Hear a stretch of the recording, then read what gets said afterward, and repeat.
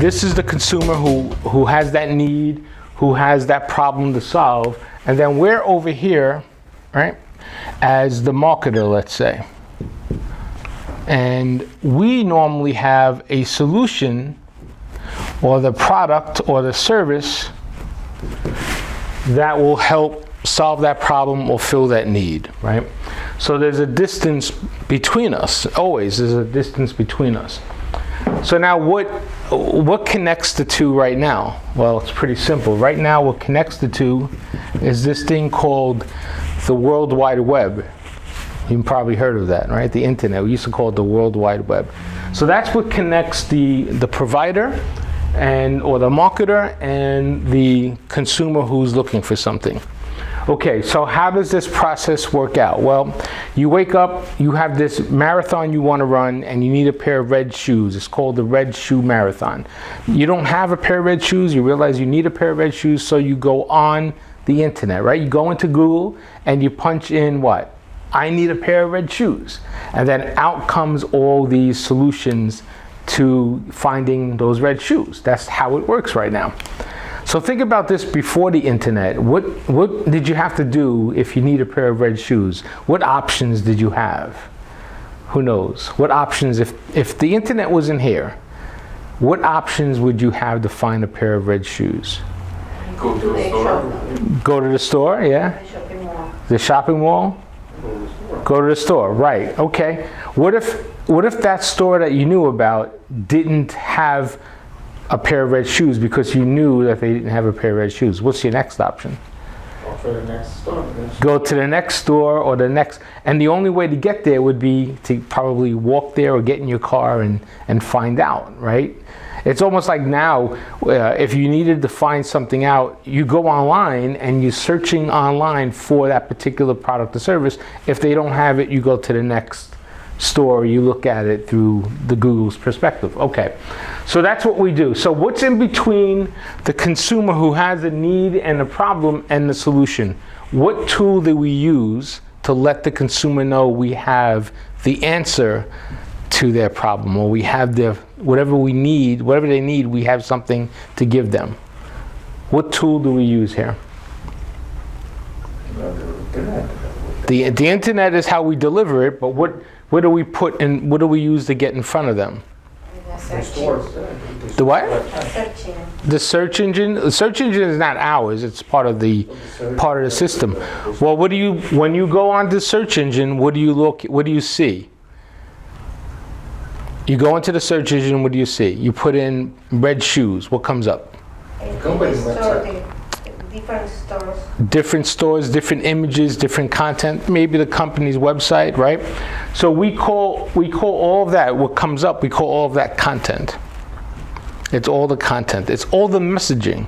So if you had a website, the website has to sort of answer what they're looking for. If you had images, if you have a video, that's all content. So right here in the middle is the content. Okay? So the content is the messaging. The content is the messaging. So whatever message you put together and you get out there, that's what the content is. So it could be an image, it could be a video, it could be press release, it could be something that you do on your website. That's what the consumer sees. So you have to have that content out there when the consumer starts looking for it. So what happens if that content's not out there? They don't find you. So we talked about going to a store to find that pair of red shoes. Well, if a store doesn't have a sign out in front of it, what do? Do you drive by it and not know what that store is about? Most likely, right?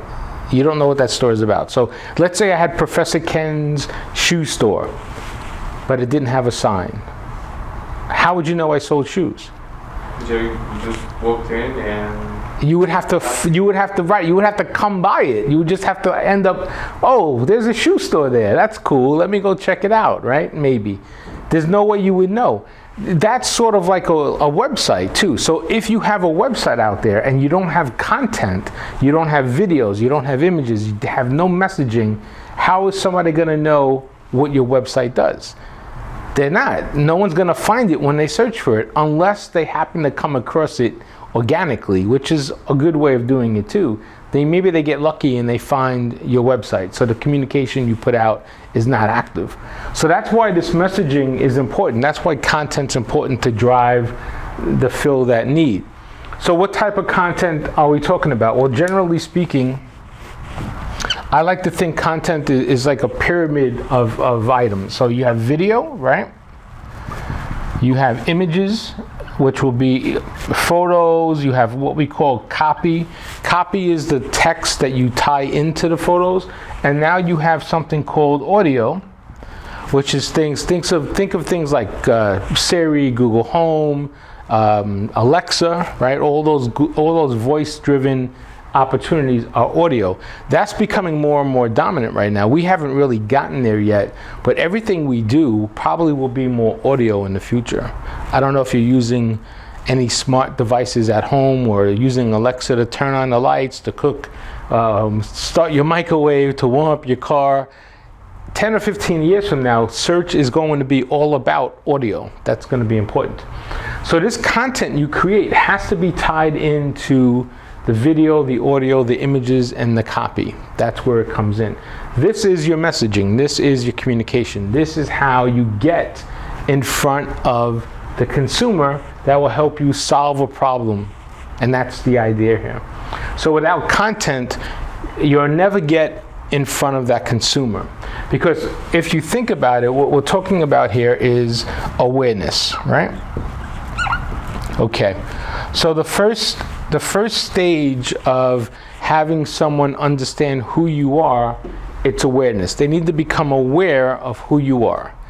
The only way they can become aware of who you are is if you educate them on who you are. You show them who you are. That's really important. So that's the first stage. That's awareness. And we'll talk about this in a minute because this is sort of part of what we call the consumer funnel. And we need to take the consumer through this funnel, and that's the idea here, okay? All right. We talked about content, right? So we know that content comes in a lot of different ways, shapes, and form. There's three types of content. There's what we call owned content, and then there's referral content, and then there's paid content, right? That's the three type of content that you find out there in the marketplace. Okay, I think everyone knows what paid content is. Paid content is you're paying to get in front of them. So this could be like ads, it could be influencers sometimes. Hello, come on in. It could be influencers, because influencers are here as well, right? It could be people that you pay for blogs, spokesperson. It's anything that you actually pay money for to help you get your message out. That's what paid content is. Now, do you remember what the difference is between public relations and ads? There was a difference we talked about there between public relations and ads. Remember that? What's the difference? Who remembers? An ad is something that you pay for, right? You have to pay for an ad. Public relations is generally obtained free. It's just letting people know. It's communicating to individuals saying, hey, we're in business, or hey, if you do this, you'll get a special program, something like that. So PR is generally free. And in fact, PR goes into this other piece, which is what we call owned media, okay? So owned media is what? That could be your blogs, it could be your website, it could be anything that you do in terms of content, video, that you actually own it.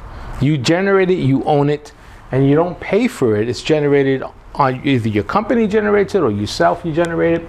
And then the last part of content is called referral content. So referral content is anybody that refers you to your website. So that could be an influencer, it could be a blogger, it could be someone that you pay to get the information sent to you. So those are the three types of content: owned, referral, and paid. In this case, what is the difference between referral and paid? In some cases, it's not, because you can pay for a referral, or you can get it for free. Generally speaking, when we define referral, it's you don't pay for it. That would be coming under paid. So like a good example would be an influencer, right? Influencers sometimes find a product and they post it on their channel and they influence it out. They tell a lot of people about it for free. Sometimes that happens. That's the way it used to be way back when. Nowadays, they ask for money to influence your product, right? Think about the big mega influencers that are out there right now. Kim Kardashian always comes to mind, right? She's got a gazillion people that follow her. She gets paid to influence a product, to put a product out there.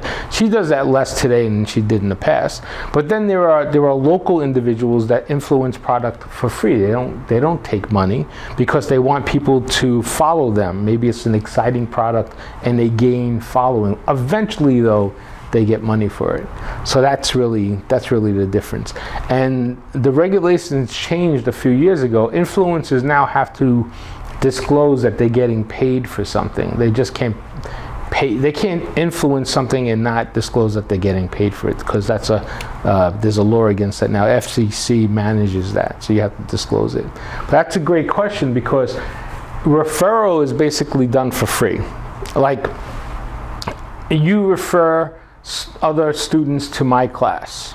I'm not paying you to do that. You're doing that because you feel that you learned something from me and you think Professor Ken's class was phenomenal, so you're referring another student. Now, if I told you, hey, I'll give you $20 if you bring a student to my class, then I'm paying for you, and then that will be paid. So that's sort of the idea there, difference, right? Okay, any other questions? All right, so we know there's owned, referral, and paid content. Okay, now, if you have content, it could be complicated to make unless you're graphically able to do something. Okay, there's a combination of what we call art and science in marketing. So art and science sort of combine here, and you need a blend of the two. So art would be the creative stuff, what you make, what you do, the videos that you make, and science would be the analytical pieces, what you analyze and review and make during the process. So when we put content out, what we're trying to do is create a message to that target audience, which we'll discuss, and then we measure whether or not that content was drove any reactions, some positive reactions. Okay, so content could be pretty complicated and pretty tough to do on a regular basis. Anybody here create content? No? All right, think about videos, think about images, think about blogs, writing blogs. That's all content. It takes time.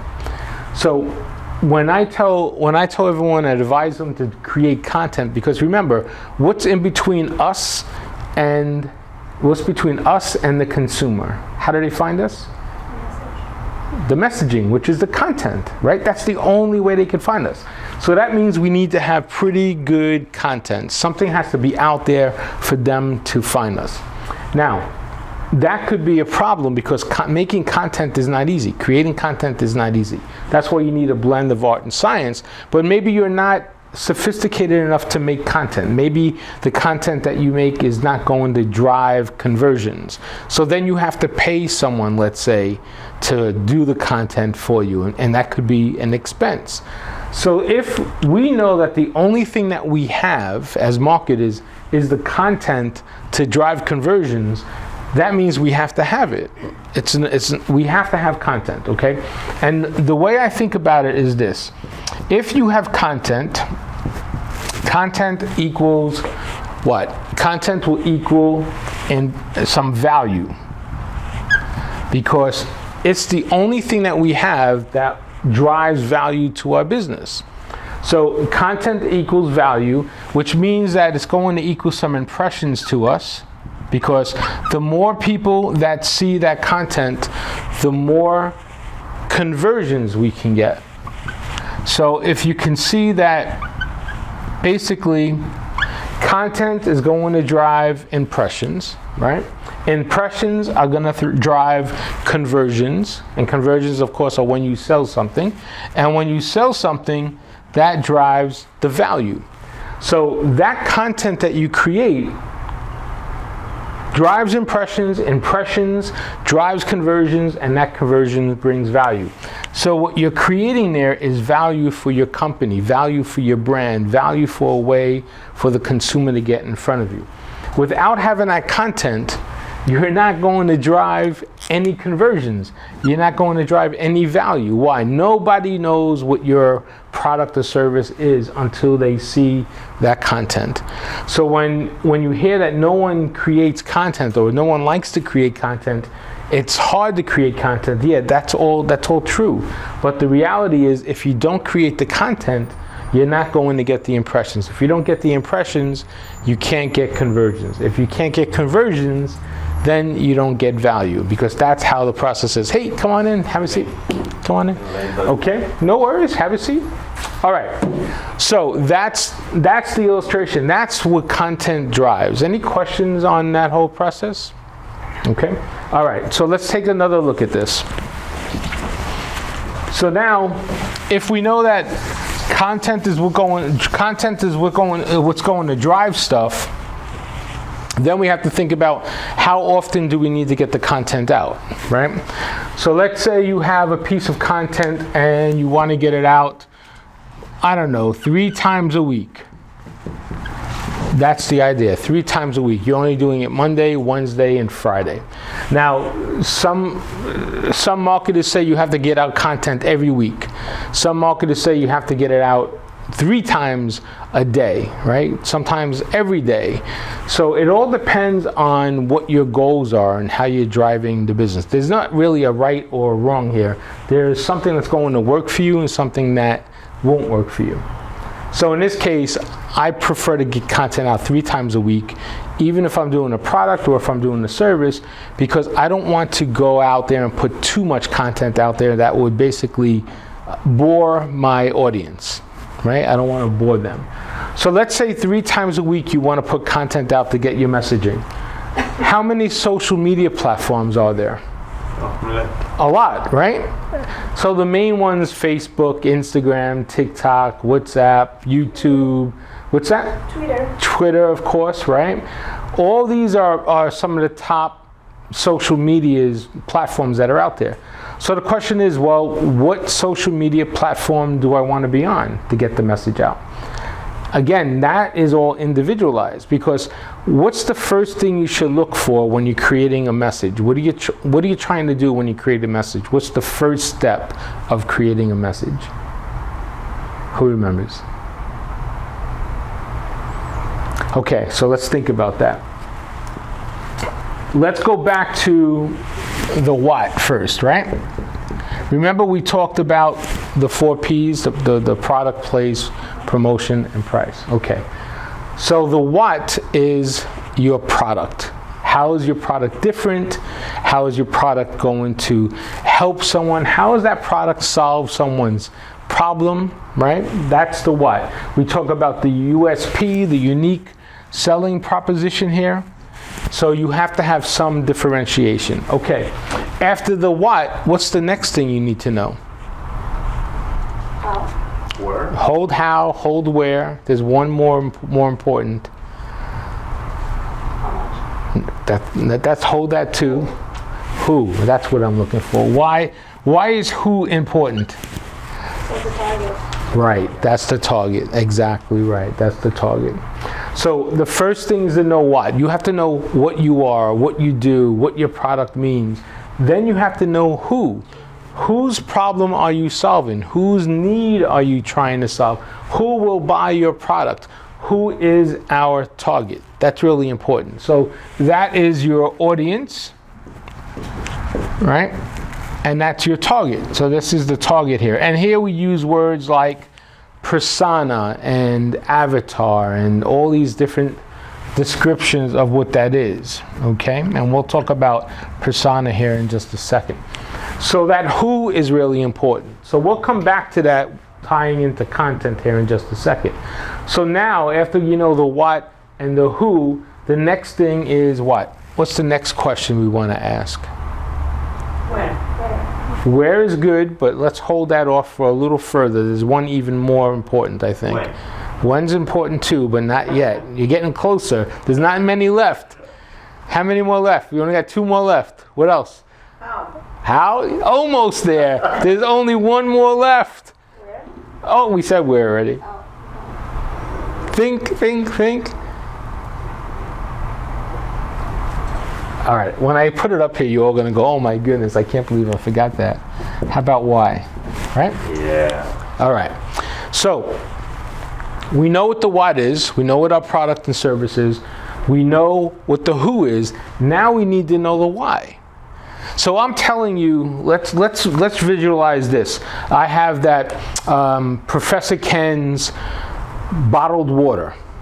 Okay, it's a bottled water. I don't have a bottle to illustrate, but you got a bottle to illustrate. So it's Professor Ken's bottled water.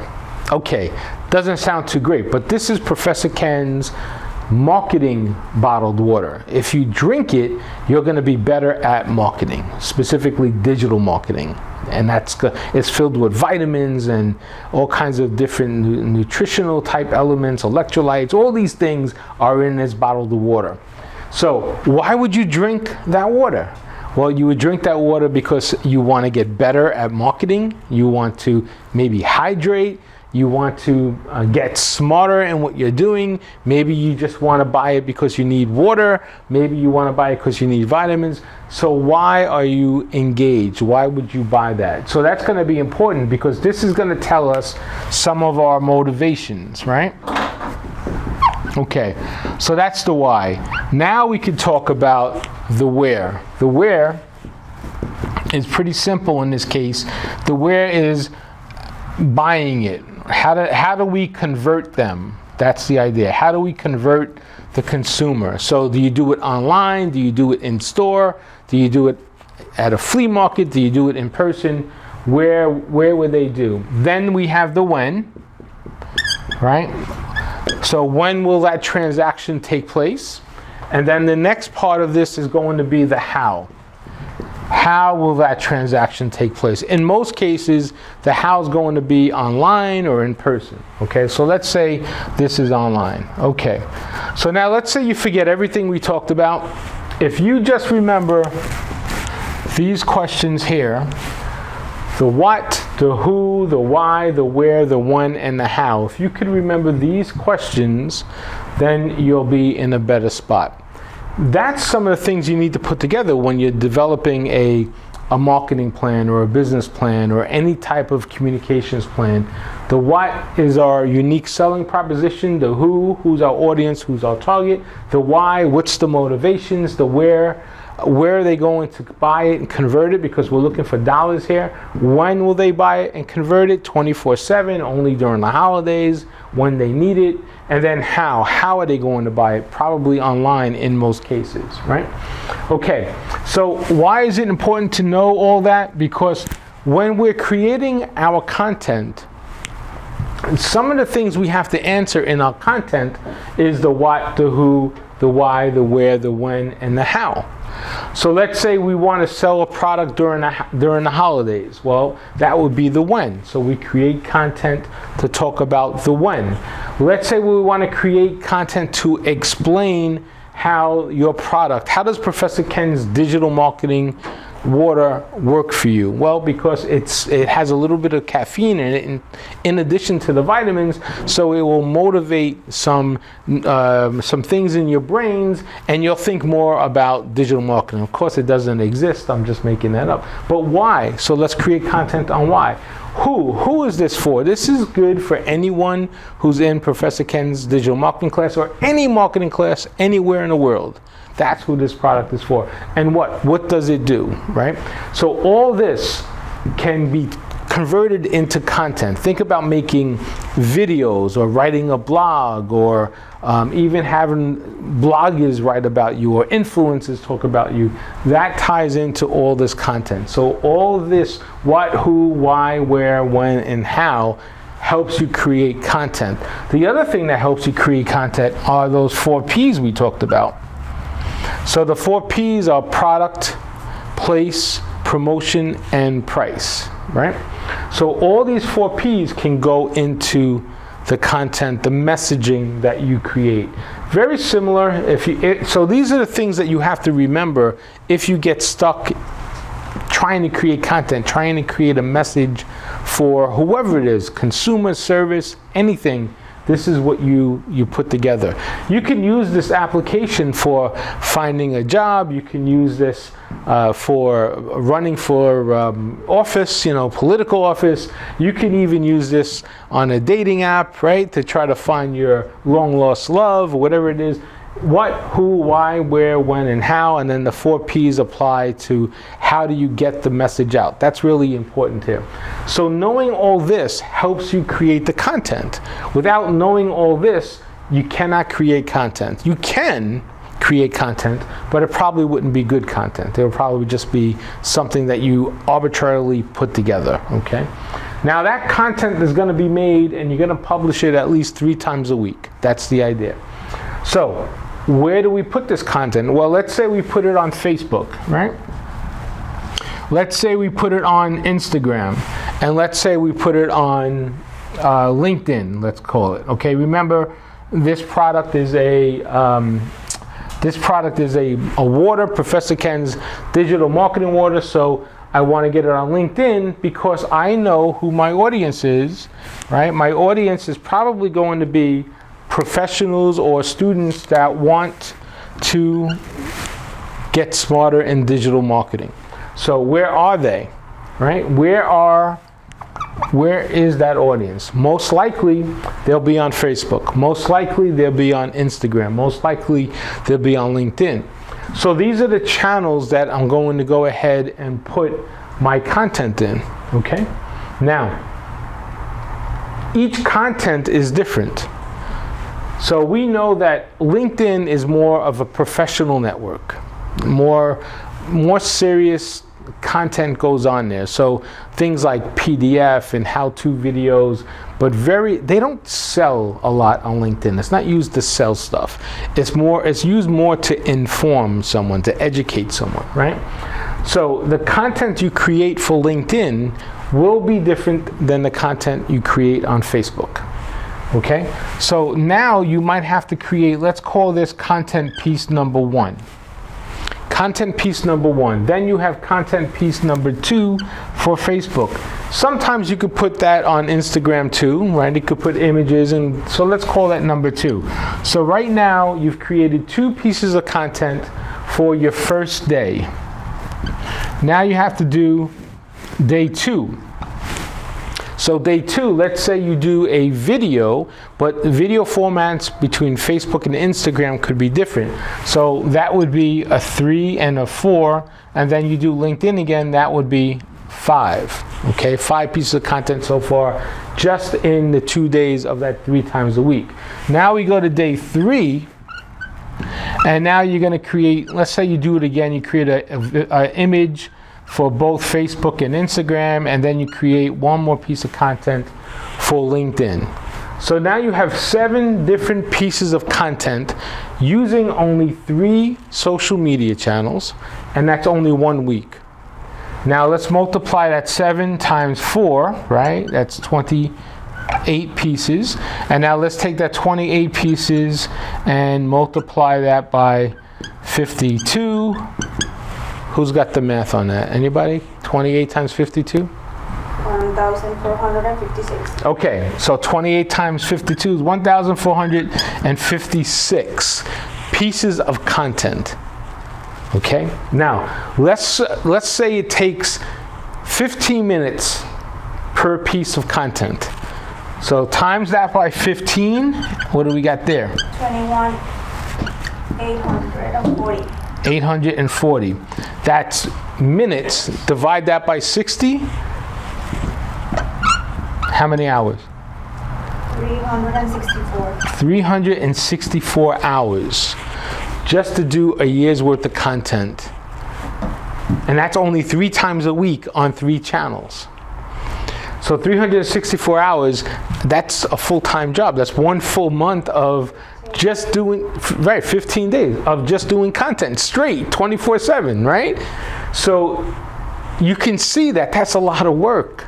It's not easy to create content. For a small business, you imagine if you had a small business and you followed Professor Ken's marketing plan and you just did 3 pieces of content and 3 channels, you spent 15 minutes on each, you did that for the whole year, it'll be 15 days of non-stop content creation.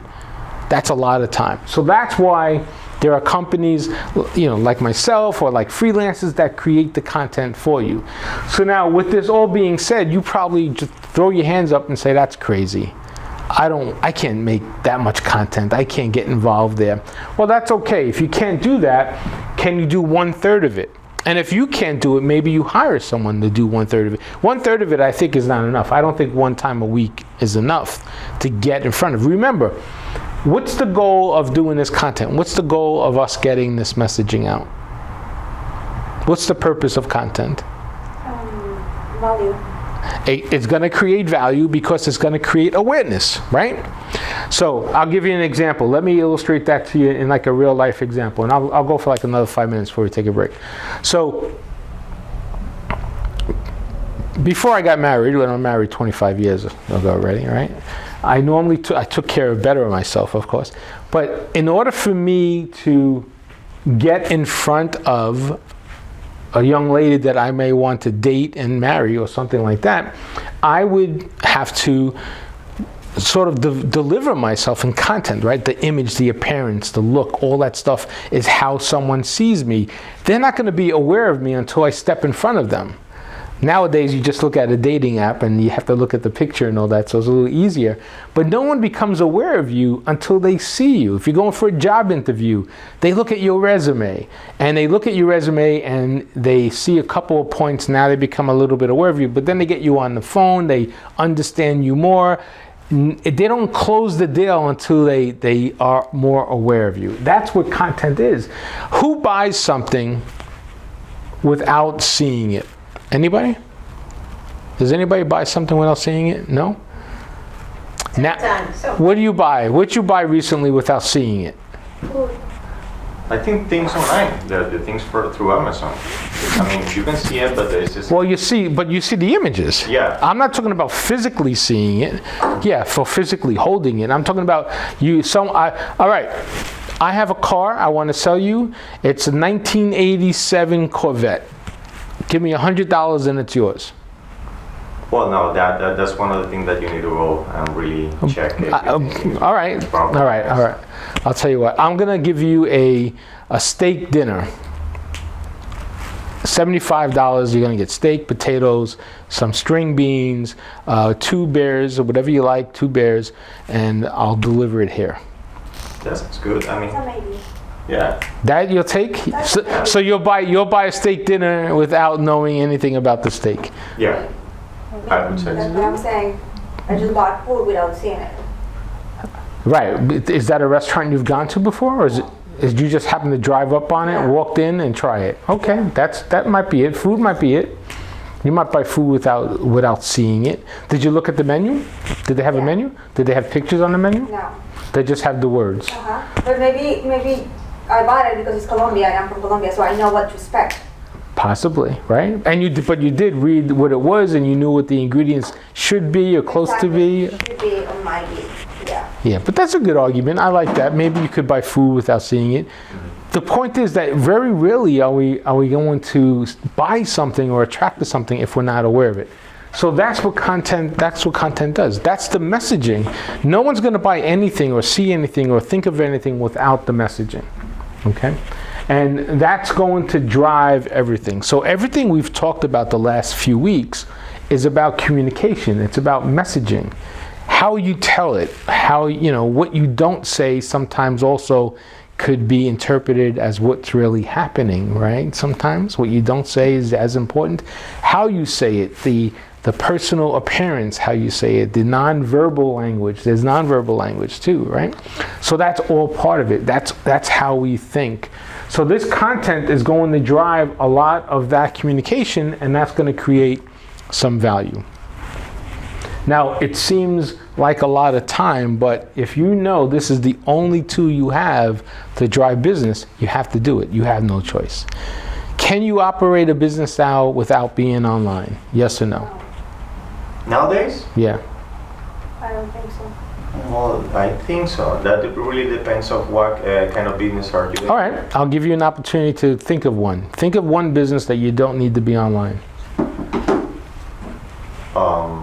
Distributors, for instance. This- Like the third party, the one that is doing transportation. I haven't seen really good advertisement for, the transport. I'm not talking about advertisement. I'm talking about having a website, having online presence or social media or anything like that. Not advertising. The advertising is different. Without having an online presence. Yes, I still think that transportation is commercial transportation. Let's say, for instance, truckers. They really have like a little niche that they can. Because they own their own truck? Yes. Okay. But then someone has to manage them. Someone has to manage them and he has to find it. Where to go. They have to find a job somehow, right? They Yes. probably look at a job board or something like that. Yes. So- Probably. I'm not really into the. No, I know, but that's right. But there is some type of board or somewhere. If they're independent trucker, they got to go somewhere to find out about Right. so Yes. they need the internet to do that, right? Yeah.